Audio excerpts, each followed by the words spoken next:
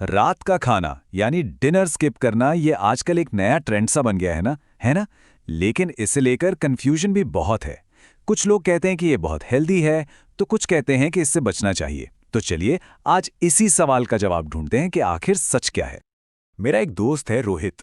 वो अक्सर यही कहता है, सुनने में तो ये बात बड़ी अच्छी लगती है, सही है ना, सोने से पहले हल्का महसूस करना और वजन भी कंट्रोल में रखना। इसी बात ने मुझे भी सोचने पे मजबूर कर दिया। तो असली सवाल यही है, क्या ये वाकई सबके लिए एक स्मार्ट हेल्थ चॉइस है?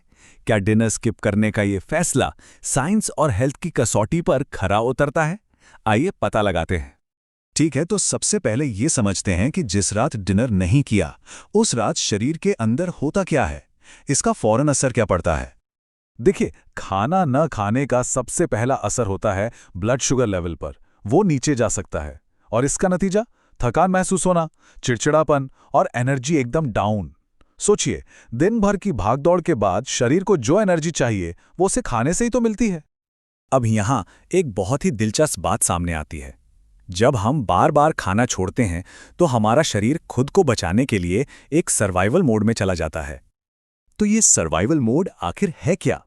देखिए, आसान भाषा में शरीर को ये सिग्नल मिलता है कि शायद आगे खाना नहीं मिलने वाला, इसलिए वो होशियारी दिखाता है और एनर्जी खर्च करने की रफ्तार को ही धीमा कर देता है। मतलब वजन घटाने की जो कोशिश की जा रही थी वो उल्टा पड़ सकती है और वजन बढ़ने लग सकता है।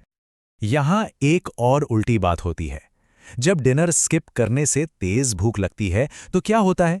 अक्सर आधी रात को कुछ अनहेल्दी खाने का मन करता है, जैसे चिप्स या कोई फास्ट फूड। इससे तो सेहत को फायदे की जगह और नुकसान हो जाता है।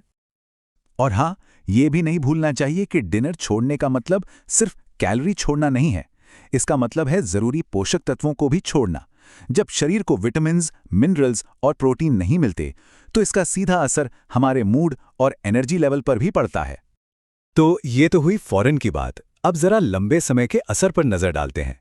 साइंस की रिसर्च इस बारे में क्या कहती है, ये जानना बहुत जरूरी है। जापान में एक बहुत बड़ी स्टडी हुई थी और उससे ये चौंकाने वाला आंकड़ा सामने आया, जो लोग अक्सर नाश्ता छोड़ते हैं उनमें हड्डियां टूटने यानी फ्रैक्चर का खतरा 18% तक ज़्यादा पाया गया। ये दिखाता है कि खाने की आदतें अगर बिगड़ें तो खतरा कितना बढ़ सकता है। ये आंकड़े देखिए, बिल्कुल साफ साफ बताते हैं कि खाने की गलत आदतें हमारी हड्डियों को कितना कमज़ोर कर सकती हैं। नाश्ता छोड़ने वालों में तो रिस्क सबसे ज़्यादा है ही, पर जो लोग देर रात खाते हैं उनमें भी ये खतरा 8% तक बढ़ जाता है। और खतरा सिर्फ हड्डियों तक ही नहीं है। रिसर्च ये भी बताती है कि लंच या डिनर स्किप करने जैसी आदतें लंबे समय में दिल से जुड़ी गंभीर बीमारियों का खतरा बढ़ा सकती हैं। और तो और ओवरऑल डेथ रिस्क भी इससे जुड़ा हुआ पाया गया है। तो अब तक हमने फायदे और नुकसान दोनों पहलू देख लिए। चलिए अब इस पूरी बहस को समेटते हैं और समझते हैं कि आखिर डिनर छोड़ना कब फायदेमंद है और कब ये एक बड़ा रिस्क बन जाता है। तो देखिए, सारी बात इस पर आके टिकती है कि खाना कैसे और क्यों छोड़ा जा रहा है। अगर ये एक सोची समझी प्लानिंग का हिस्सा है, जैसे इंटरमिटेंट फास्टिंग, जहां बाकी मील्स में पोषक तत्वों का ध्यान रखा जाता है, तो ये फायदेमंद हो सकता है। लेकिन अगर ये बस एक अनियमित आदत है, बिना सोचे समझे, तो ये बहुत जोखिम भरा हो सकता है। इससे पोषक तत्वों की कमी होगी, मेटाबॉलिज्म स्लो होगा और कई हेल्थ प्रॉब्लम्स हो सकती हैं।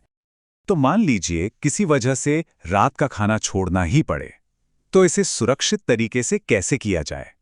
चलिए इसके लिए कुछ जरूरी बातें जानते हैं।